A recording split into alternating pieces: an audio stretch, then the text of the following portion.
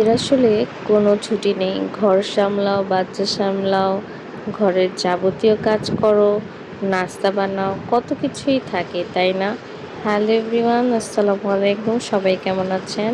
Welcome করছি আমার একটি নতুন ব্লগে। অনেকদিন পর একটা ব্লগ আপনাদের সাথে শেয়ার করছি।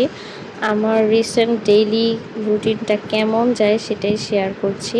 তো সকাল সকাল মেয়েকে নিয়ে মাদ্রাসার জন্য বের হয়ে যেতে হয়।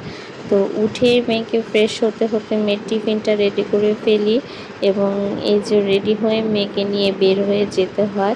এখন আমার সারা প্রতিটা দিন এভাবেই যায়। সকালে ঘুম থেকে উঠেই মেয়েকে রেডি করে টিফিন রেডি করে মেয়েকে নিয়ে বের হয়ে যেতে হয়। মেয়েকে দিয়ে সেই এই বারান্দায় দাঁড়িয়ে এক কাপ চা খেতে আমার খুব ভাল লাগে। আমার নতুন বারান্দায় দাঁড়িয়ে আমার চা খেতে অনেক বেশি ভালো লাগে এখন। আস্তে আস্তে জীবনের সব কিছুই পরিবর্তন হচ্ছে, সময় পাল্টে যাচ্ছে, রুটিনগুলো পাল্টে যাচ্ছে। তো নতুন বাসায় সব কিছুই এখন নতুন নতুন লাগে। আগের সেই স্মৃতিগুলো বারবার মনে পড়ে, আগের বাসার সব কিছু মনে পড়ে, কিন্তু কী আর করার, জীবন যেহেতু বদলে গিয়েছে তাই নিজেকেও আস্তে আস্তে আস্তে মানিয়ে নিচ্ছি। সব কিছুই যখন পরিবর্তন হয়েছে, রুটিনটাও চেঞ্জ হয়েছে, তো কিছু আসলে করার নেই। তো নতুন জায়গা, নতুন পরিবেশে নিজেকে খাপ খাওয়ানোর ট্রাই করছি। আর আমরা মানুষ আসলে অভ্যাসের দাস। যেখানেই থাকি, যেভাবেই থাকি, সেটাকে আঁকড়ে ধরে নতুন করে বাঁচার চেষ্টা করি, তাই না? তো এই যে চা খেয়ে দিয়ে রান্না বসিয়ে দেই। মেয়েদের তো প্রতিদিনের একটা নিয়ম করা কাজ রান্না। এই চাকরি থেকে মেয়েদের ছুটি নেই। এটা ভালো লাগুক না লাগুক করেই যেতে হবে। একটা সময় মারা করেছে, এখন নিজের হাতে সব দায়িত্ব, নিজেকেই সব করতে হয়। তো কিছু আর করার নেই, রান্নাবান্না তো করতেই হবে। তো আজকে টমেটোর চাটনি করেছি। তারপর হচ্ছে আমের দিন, যেহেতু আমের টক রান্না করেছি। আর এখানে পুঁই শাক দিয়ে চিংড়ি মাছ রান্না করছি। পুঁই শাক দিয়ে চিংড়ি মাছ খেতে আমার খুব ভাল লাগে। শাকের মধ্যে যদি কোনো শাক আমার পছন্দ, সেটা হচ্ছে পুঁই শাক। আর পুঁই শাকের সাথে যদি চিংড়ি মাছ হয় তাহলে তো কোনো কথাই নেই। তো এটাই রান্না করছি ঝোল ঝোল করে। আর এইখানে যে আম, এই আমের দিনে আমি প্রতিদিনই এভাবে আমের টক রান্না করে খাই। কারা কারা এভাবে আমের টক রান্না করে খান অবশ্যই কমেন্ট করবেন। আম তো সবার খুব পছন্দ। আর আমের সিজনে আম ভর্তা না খেলে কি হয় নাকি বলেন? আমের ভর্তা মিস করা যাবে না। একটা সময় তো আম দেখলেই টপটপিয়ে মুখ দিয়ে মনে হয় একা একাই পানি বেরিয়ে আসতো।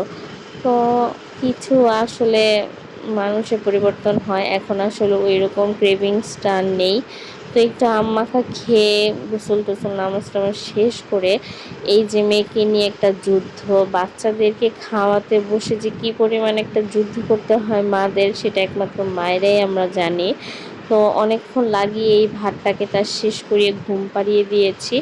তো আমার আর ঘুম আসছিল না। বিকালে এইভাবে বারান্দায় বসে অনেক সময় আমি দেখা যায় টুকটাক কিছু না কিছু খাই আর বাইরের পরিবেশটা দেখি। আমার বাসার সামনে যেহেতু বিশাল এক মার্কেট বসে বিকাল হলেই, তাই আসলে ব্যস্ত সময়টা কেটেই যায়। এখানে বসে বসে একটু বাঙ্গি খাচ্ছিলাম আর মার্কেট দেখছিলাম। তো আমার পিচ্চিটা আবার উঠে গিয়েছে ঘুম থেকে আগেই। তো বড় বোন ঘুমাচ্ছিল, সে আমার সাথে একটু দুষ্টুমি করছিল বসে বসে বারান্দায়। তো এখানে বারান্দায় বসে বসে সময়টা কাটাতে ভালো লাগে বিকেলবেলা। তো সন্ধ্যা যেহেতু গড়িয়ে এসেছে, এখন মেয়েদের তো ক্ষুধা লাগার সময় এসেছে। তো আজকে চিন্তা করলাম যে কি বানাবো সন্ধ্যায় নাস্তার জন্য।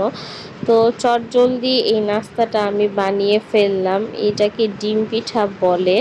তো আমি আজকে আসলে ঝটপট বানানোর জন্য রেসিপিটা ভিডিও করিনি। আপনারা যদি রেসিপিটা চান তাহলে অবশ্যই আমি নেক্সটে যখন বানাবো তখন আমি রেসিপিটা শেয়ার করব। খুবই ঝটপট একটা নাস্তা আইটেম, খুব কম উপকরণ দিয়ে এই ডিম পিঠাটা বানানো যায়। ডিম আর ময়দা দিয়ে 5 মিনিটও সময় লাগে না আসলে এটা রেডি করতে। বাচ্চাদের টিফিনে অথবা বাচ্চারা এইভাবে যখন ডিম খেতে না চায়, এভাবে যদি বানিয়ে খাওয়াই বাচ্চাদের, বাচ্চারা কিন্তু অনেক বেশি পছন্দ করে। শুধু বাচ্চারা, বড়দেরও কিন্তু অনেক পছন্দ।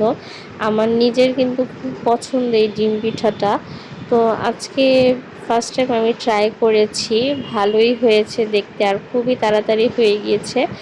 তো আপনারা যদি চান আমি এই রেসিপিটা শেয়ার করব নেক্সটে, তো রেসিপি লাগলে অবশ্যই কমেন্ট করবেন আমাকে। এই যে সুন্দর করে আমি ডিজাইন করে নিয়েছিলাম, তো তারপর তেলে এটা ভেজে নিচ্ছে, একদম বিস্কিটের মতো একটা হয়।